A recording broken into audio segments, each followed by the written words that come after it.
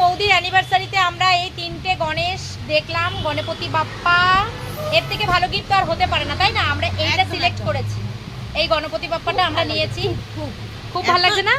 দারুণ ভালো লাগছে, দারুণ পছন্দ হয়েছে। আমাদের 3টে ঠাকুরই পছন্দ হয়েছে, ঠাকুর তো সবই সুন্দর, কিন্তু আমরা এইটা সিলেক্ট করেছি। এইটা আমাদের চোখে এত লেগেছে, মানে আমরা চোখ সরাতেই পাচ্ছি না, তাই তো রত্না?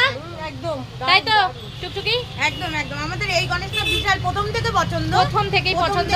এই দেখো সবাই ফটো তুলে নিচ্ছে, গ্রুপে আমাদের সেন্ড করা হবে, কারণ গ্রুপে আমাদের সবাই আসেনি, সেই জন্য। দেখো কি সুন্দর ঠাকুরটা। ও এখানে কিন্তু অনেক কিছু ভ্যারাইটিস জিনিস আছে। তো আমরা এই দেখো ওয়াল ক্লক আছে অনেক, তারপরে আরও অনেক অনেক শোপিস আছে। তো আমরা এটা সিলেক্ট করেছি, আমরা এটাই নেব। এটা আমাদের খুব পছন্দ হয়েছে, এটাই আমরা নেব। এই একটা, এই একটা। এটা আর আমরা সবসময় এই দাদার দোকান থেকেই জিনিস কিনি, দাদা অনেকটা কম পয়সায় আমাদেরকে দেয়, সেই জন্য আমরা কোথাও যাই না, এখান থেকেই নিয়ে নিই।